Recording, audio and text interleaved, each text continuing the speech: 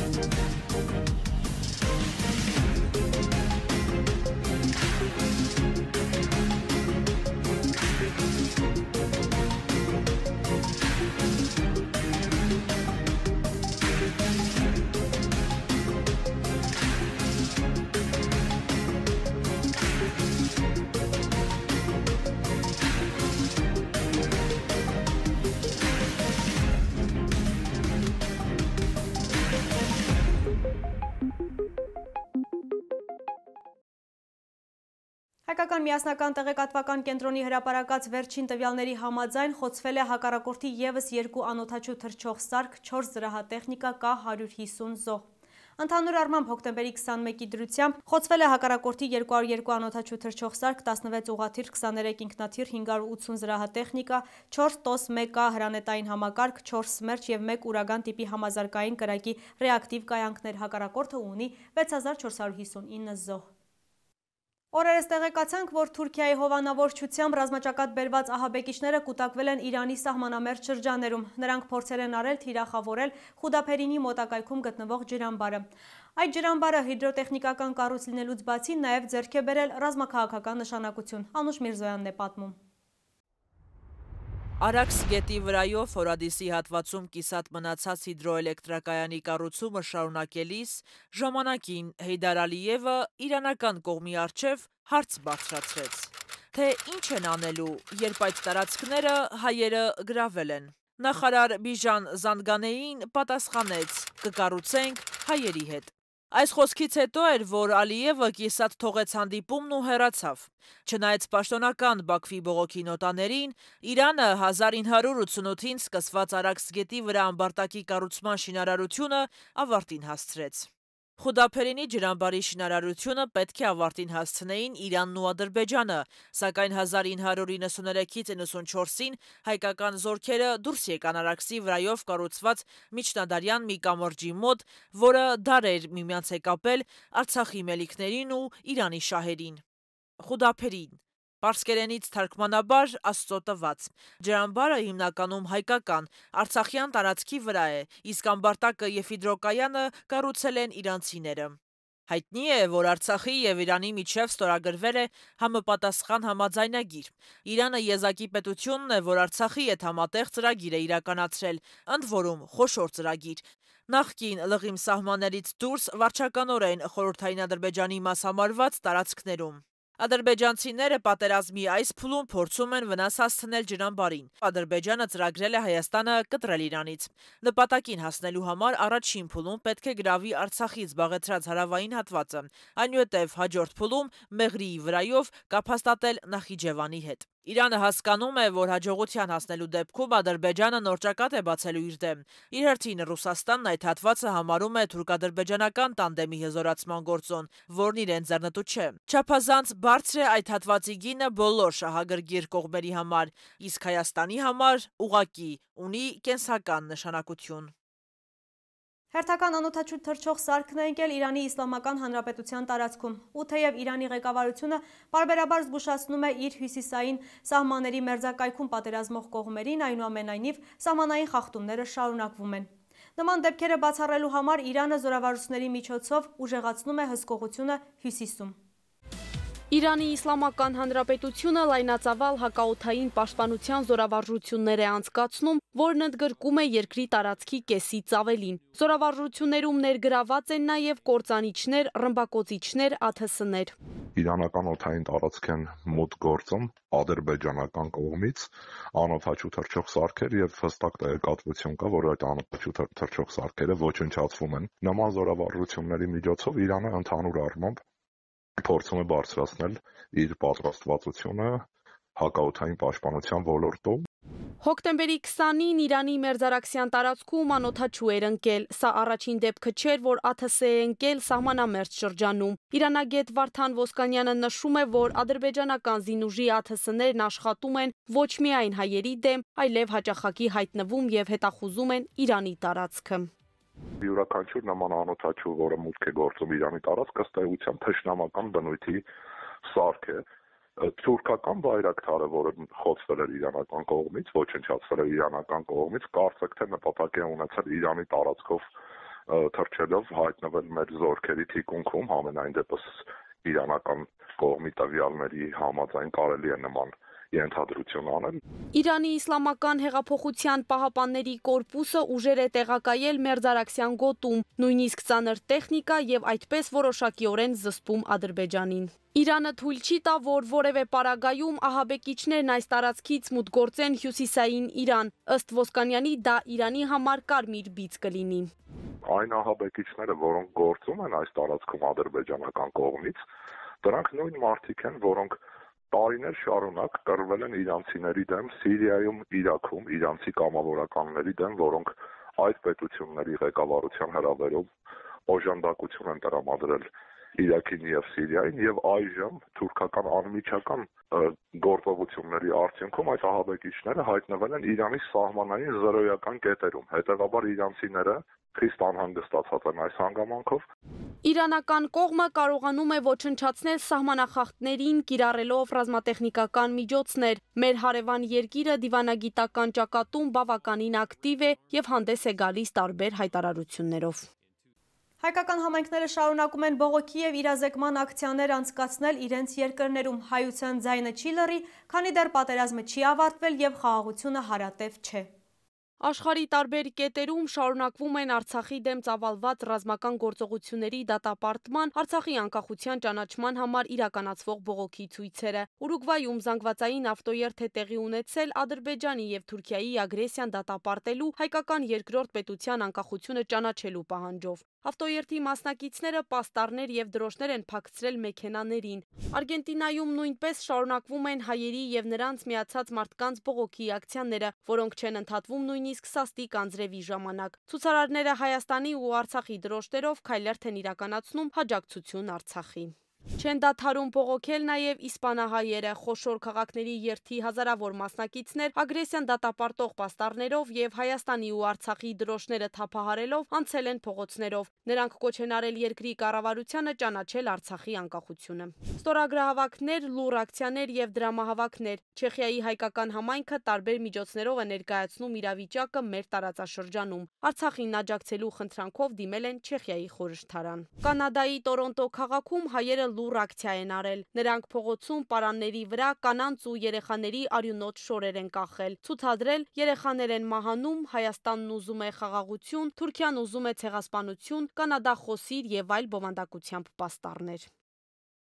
Վարչապետ Նիկոլ Փաշինյանը ֆեյսբուքյան ուղիղ եթերի ընթացքում բարձր է գնահատել Հայաստանի եւ Ռուսաստանի միջև համագործակցությունն ու փոխգործակցությունը եւ նկատել, որ զգում են Ռուսաստանի որպես Հայաստանի Հանրապետության եւ հայ ժողովրդի դաշնակցի աջակցությունը։ Վարչապետը շեշտել է, որ նման պայմաններում մեր անելիքը մինչև վերջ պայքարելն է։ Նա հորդորել է գյուղապետերին, քաղաքապետերին, համայնքապետերին կամավորական ջոկատներ կազմել, որոնք կլինեն զինված ուժերի գլխավոր շտաբի ենթակայության տակ։ Եվ կռվել այնքան ժամանակ, մինչև դիվանագիտական ճանապարհով հնարավոր կլինի ընդունելի որևէ տարբերակի հասնել։ Առաջինը նախ ուզում եմ արձանագրել, որ ըստ էության պետք է մենք հստակ գիտակցենք, որ Ղարաբաղի հարցը գոնե այս փուլում եւ այս փուլից սկսած մինչեւ բավականին երկար ժամանակ դիվանագիտական լուծում չունի ըստ էության։ Եվ բոլոր այն հույսերը, առաջարկները, մտածումները, թե պետք է դիվանագիտական լուծում գտնել, առավել եւս այս իրավիճակում, ըստ էության պետք է համարենք ավարտված ինչու։ Մենք բազմիցս ենք ասել, որ հարցը փոխզիջումների տարբերակով լուծելու պատրաստակամություն ունենք, ինչ նշանակում փոխզիջում։ Փոխզիջում նշանակում է, որ քո նշաձողից, քո դրած նշաձողից, մեր, ասենք, ազգային նշաձողից կարող ենք ինչ-որ բան նվազեցնել հանուն լուծման պայմանով, որ բնականաբար դիմացի կողմն էլ իր առավելագույն նշաձողից պետք է ինչ-որ բան իջեցնի, բայց պրակտիկան ցույց է տվել, եւ դա այլևս իրականություն է, որ այն ինչ այս տրամաբանության մեջ ընդունելի է հայկական կողմի համար, այլևս անընդունելի է Ադրբեջանի համար։ Այսինքն նրանց ողջ դիվանագիտական ռազմավարությունը եւ մարտավարությունը եղել է եւ շարունակում է մնալ դա։ Մոսկվայում հոկտեմբերի 20-ին եւ 21-ին Ռուսաստանի Դաշնության արտաքին գործերի նախարար Սերգեյ Լավրովը առանձին հանդիպումներ է ունեցել Հայաստանի արտգործնախարար Զոհրաբ Մնացականյանի եւ Ադրբեջանի արտգործնախարար Ջեյհուն Բայրամովի հետ։ Բանակցությունների ընթացքում քննարկվել են Լեռնային Ղարաբաղի հակամարտության գոտում հրադադարի վերաբերյալ նախկինում ձեռք բերված պայմանավորվածությունների իրականացման եւ դրա կայուն կարգավորման համար պայմանների ստեղծման հետ կապված հրատապ հարցեր։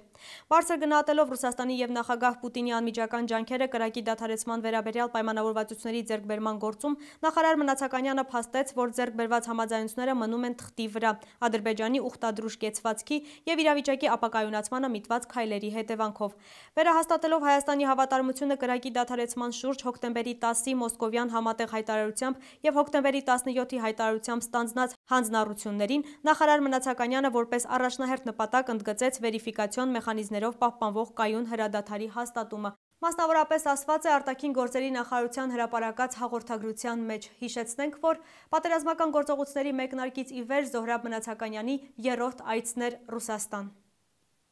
Հայաստանի Հանրապետության նախագահ Արմեն Սարգսյանը հոկտեմբերի 21-ին աշխատանքային այցով մեկնել է Բրյուսել։ Նա կհանդիպի ՆԱՏՕ-ի գլխավոր քարտուղար Յենս Ստոլտենբերգի, ինչպես նաև եվրոպական մի շարք կառույցների բարձրաստիճան պաշտոնյաների հետ։ Հանդիպումները տեղի են ունենալու նախագահի նախաձեռնությամբ։ Եվրոպական կառույցների ղեկավարների հետ Հայաստանի նախագահը նախատեսում է քննարկել Արցախի հանրապետության նկատմամբ Ադրբեջանի սանձազերծած ռազմական ագրեսիայի եւ դրանում Թուրքիայի բացահայտ ներգրավվածության հետ կապված հարցեր, ինչպես նաև Հայաստանի հանրապետության սահմանային բնակավայրերի նկատմամբ ադրբեջանական կողմից հրետակոծման փաստերը։ Հայաստանի Հանրապետության կառավարությունը 2020 թվականի հոկտեմբերի 20-ի համապատասխան որոշմամբ ժամանակավորապես արգելք է դրել թուրքական ծագման վերջնական սպառման ապրանքների ներմուծման վրա։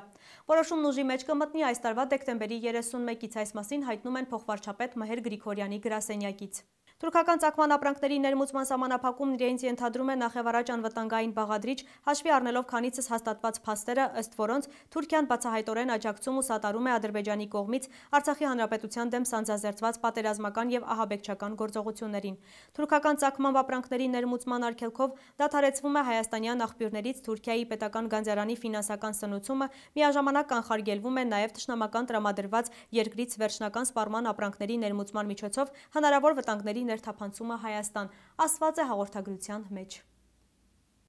Այսօր ռազմական դրության ժամանակահատվածում հարկային արտոնություն սահմանելու մասին օրինագծի քննարկման ժամանակ ֆինանսների փոխնախարար Արման Պողոսյանը հայտարարեց, որ այս նախաձեռնությունը հնարավորություն է տալիս բանկերին եւ վարկային կազմակերպություններին առանց հարկային որևէ հետևանքի